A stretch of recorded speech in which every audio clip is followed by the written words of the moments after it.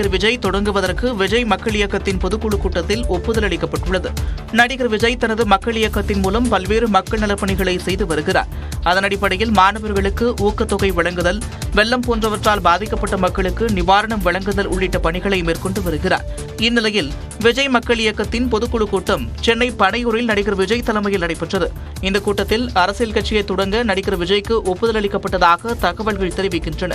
கட்சியின் தலைவராக விஜயை தேர்வு செய்யவும் முடிவு செய்யப்பட்டுள்ளது.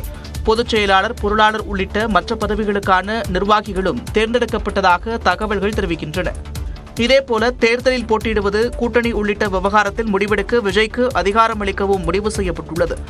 சட்ட விதிகளின்படி அரசியல் கட்சியை பதிவு செய்ய நிர்வாகிகளிடம் ஒப்புதல் பெறப்பட்டுள்ளதாக தகவல்கள் தெரிவிக்கின்றன.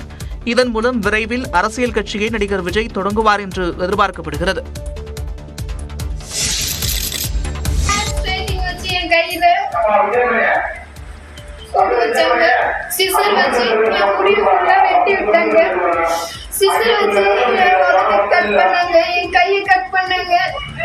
நியூஸ் பேப்பர்ல நெருப்பு வச்சு என் கண்ணத்தை சுட்டாங்க. டேல்ஸ் வச்சு என் கழுத்தை புடிச்சு புடுங்கினாங்க, கீறி விட்டாங்க.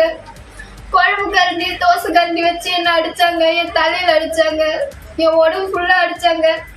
வர்றதுக்கு 2 நாளைக்கு முன்னாடி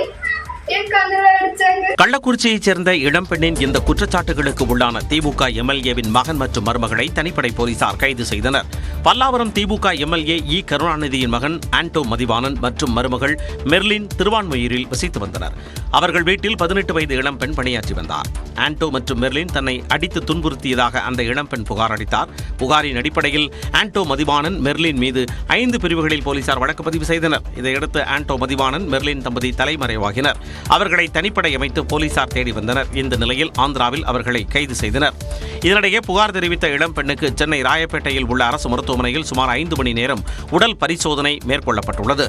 உடலின் பல்வேறு இடங்களில் காயங்கள் இருந்ததால் நரம்பியல், தோல் உள்ளிட்ட பிரிவைச் சேர்ந்த 7 பேர் கொண்ட மருத்துவக் குழுவினர் பரிசோதனை செய்தனர். கிளாம்பாக்கத்தில் பயணிகளை இறக்கிவிட்ட பின்னர் ஆம்னி பேருந்துகள் கோயம்பேடு செல்லக்கூடாது என்று போக்குவரத்து துறை அமைச்சர் சிவசங்கர் தெரிவித்துள்ளார். இங்கே பயணிகளை இறக்கிவிட்டு காலியாக செல்கின்ற பேருந்துகள் கோயம்பேடுக்கு செல்லக்கூடாது, தங்களது பணிமனைக்கு செல்ல வேண்டும். அங்கே கோயம்பேடு பேருந்து நிறுத்தம் என்பது இனி அவர்களுக்கு பயன்பாட்டிற்கு கிடையாது.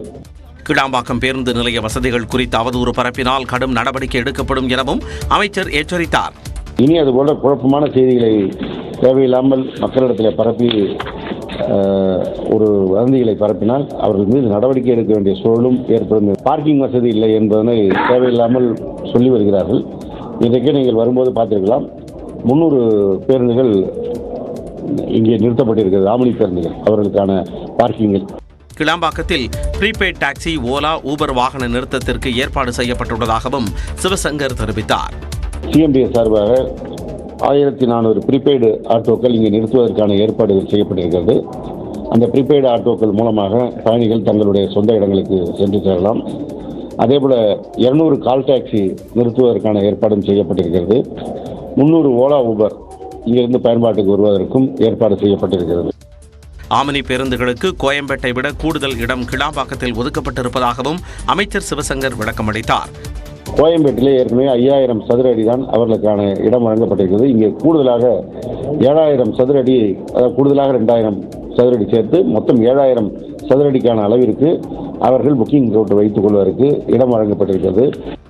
மார்ச் மாதத்திற்குள் கிளாம்பாக்கம் பேருந்து நிலையம் முழு பயன்பாட்டிற்கு வந்துவிடும் எனவும் அமைச்சர் கூறினார்.